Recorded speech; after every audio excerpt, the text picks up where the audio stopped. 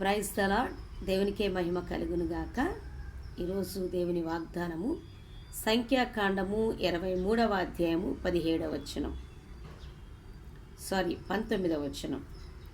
దేవుడు అబద్ధమాడుటకు ఆయన మానవుడు కాడు, పశ్చాత్తాపపడుటకు ఆయన నరపుత్రుడు కాడు.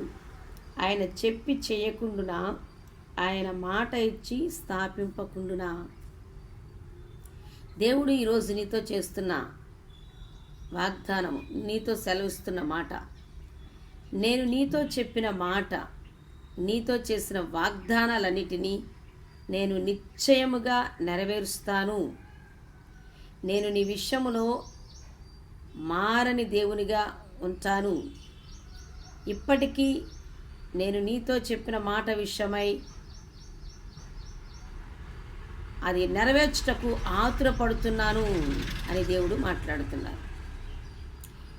నీతో చెప్పిన వాగ్దానాలను నెరవేర్చడానికి దేవుడే ఆతురము కలిగి ఉన్నాడట, ఆసక్తి కలిగి ఉన్నారట. ఒకవేళ దేవుడు నీతో చేసిన వాగ్దానాలు, నీతో చెప్పిన మాట ఇంకా నెరవేర్చబడలేదేమో, ఆలస్యం అవుతున్నట్టుగా ఉన్నదేమో, దానిని బట్టి నీవు ఇక దేవుడు నన్ను మరచిపోయాడు, నాకు మాట ఇచ్చి ఆయన మారిపోయాడు, ఆయన మాట ఇచ్చి ఇంకా దానిని నెరవేర్చడం లేదు అని ఆయన్ని అబద్ధికునిగా ఆలోచన చేస్తూ ఈ సమయంలో దేవుని వాగ్దానాలను విశ్వసించలేనటువంటి అవిశ్వాసిగా నీవు ఉంటే, దేవుడు ఈరోజు నీతో సెలవిస్తున్న మాట, నేను నీతో చెప్పిన మాటను నిశ్చయముగా నెరవేరుస్తాను. ఇక్కడ దేవుని వాక్యాన్ని జ్ఞాపకం చేసుకుంటే, దేవుడు అబద్ధమాడుటకు ఆయన మానవుడు కాడు, పశ్చాత్తాపపడుటకు ఆయన నరపుత్రుడు కాడు. ఆయన చెప్పి చేయకుండునా, ఆయన మాట ఇచ్చి స్థాపింపకుండునా. మానవుడు లేదా మనుషులైతే మాట ఇచ్చి ఆ మాట నెరవేర్చలేక నేను మాట ఇవ్వలేదు అని అబద్ధమాడొచ్చు. మనుషులు ఖచ్చితంగా తామిచ్చిన మాటను నెరవేర్చలేని స్థితిగతులను కలిగి ఉన్నప్పుడు నేను మాట ఇవ్వలేదు అని అబద్ధమాడేస్తారు. చాలా సులభముగా అబద్ధములు మాట్లాడతారు మనుష్యులు. అన్నింటికంటే ముఖ్యంగా మనందరికీ తెలిసిన విషయం, అబద్ధికుడు అపవాది. అపవాది అబద్ధాలకు జనకుడు, హత్య చేసేటువంటి వాడు, అసత్యాలను ప్రచారం చేసేటువంటి వాడు. అయితే మన దేవుడు అబద్ధమాడనేరని దేవుడు. ఆయన సృష్టికర్త, సర్వశక్తి కలిగిన దేవుడు. ఆయన ఏదైనా మాట సెలవిస్తే, ఆయన ఏదైనా వాగ్దానం చేస్తే, ఆయన ఏదైనా నిబంధన చేస్తే, ఆయన ఏదైనా ప్రవచనము పలికిస్తే దానిని నిశ్చయముగా నెరవేర్చి తీరుతాడు అన్న సత్యాన్ని మరొక్కసారి మీరు గ్రహించాలని దేవుని పేట మనం చేస్తున్నాం. మాట ఇచ్చినది దేవుడు, మానవుడు కాదు అన్న సత్యాన్ని ఈ రోజున మనందరము జ్ఞాపకం ఉంచుకోవాలి. మాట ఇచ్చిన తర్వాత, వాగ్దానం చేసిన తర్వాత ఆయన ఇక పశ్చాత్తాపపడడు దాని విషయంలో. అయ్యయ్యో పొరపాట నీకు మాట ఇచ్చేసాను, ఇప్పుడు నేను దాన్ని నెరవేర్చలేను, నా వల్ల కాదు అని చెప్పగలిగేటువంటి అసమర్థుడు కాదు నా దేవుడు. తను ఏదైతే మాట ఇచ్చాడో, ఏదైతే వాగ్దానం చేశాడో దానిని నెరవేర్చుటకు సమర్థుడు ఆయన దేవుడు, ఆయన సృష్టికర్త అన్న సత్యాన్ని ఈ రోజున మనందరూ గ్రహించాలి. ఇంకా ఆయన చెప్పి చేయకుండునా, ఆయన మాట ఇచ్చి స్థాపించకుండునా. బైబిల్లో ఆదికాండం మొదలుకొని ప్రకటన గ్రంథంలో మనం చూస్తే దేవుడు ఎక్కడైనా మాట ఇచ్చి దాన్ని స్థాపించకుండా ఉన్నాడా? ఎవరితోనైనా వాగ్దానం చేసి దాన్ని స్థాపించకుండా చేయకుండా ఉన్నాడా? అబ్రహాముతో దేవుడు వాగ్దానం చేసినప్పుడు దేవుడు కొంత ఆలస్యమైనప్పటికీ దేవుని సమయానికి అబ్రహాము శారాల జీవితంలో తాను చెప్పిన మాటను నెరవేర్చి ఆయన ఎటువంటి దేవుడో నిరూపించుకున్నారు. ఎలిజబెత్, జకర్యాల జీవితంలో దేవుడు తన మాటను నెరవేర్చాడు. మోషే జీవితంలో తన పిలుపును స్థిరపరిచారు. నోవాహుతో చెప్పినట్టుగా వారి సంతానంతో నిబంధన చేశారు.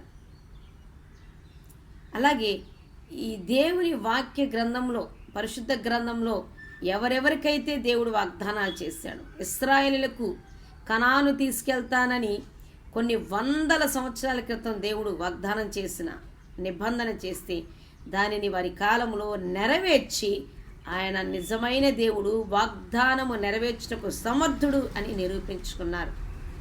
అటు రీతిగా తన పిల్లల విషయంలో, తన భక్తుల విషయంలో, తన సేవకుల విషయంలో ఆయన ఏదైతే చెప్తాడో, ఏ మాట అయితే సెలవిస్తాడో, ఏ వాగ్దానం అయితే చేస్తాడో, నిశ్చయముగా ఆ వాగ్దానం విషయమై, ఆ మాట విషయమై నిబద్ధత కలిగి, ఆయన మాట విషయమై మారిపోకుండా మారని దేవుడుగా ఉంటూ ఆ వాగ్దానాలను వారి వారి సమయాలలో నెరవేర్చినట్లుగా వాక్యలేఖనాలు స్పష్టంగా తెలియజేస్తూ ఉన్నాయి.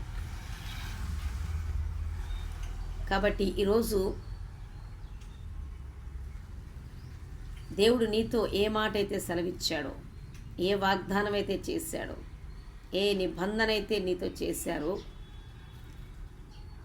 వాటన్నిటినీ దేవుడు ఆయన కాలం ముందు నెరవేర్చాలని ఆతురము కలిగి ఉన్నారు, ఆసక్తి కలిగి ఉన్నారు.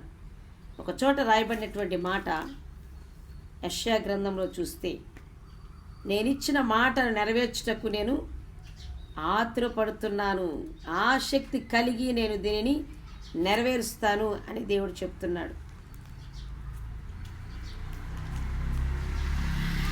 హల్లెలూయా. యెషయా గ్రంథము 60వ అధ్యాయం 22లో, వారిలో ఒంటరి అయిన వాడు 1000 మంది అగును, ఎన్నిక లేని వాడు బలమైన జనమగును, యెహోవానగు నేను తగ్గిన కాలమున ఈ కార్యము త్వరపెట్టుదును.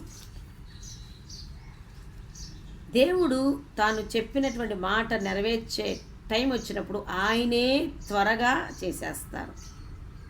ఆయన తన మాటను నెరవేర్చే విషయంలో, తన వాగ్దానాలు మన జీవితంలో నెరవేర్చే విషయంలో తగిన కాలం వచ్చినప్పుడు ఆయనే త్వరగా చేసేస్తారు. ఆయనే త్వరపడి మరి చేస్తారు.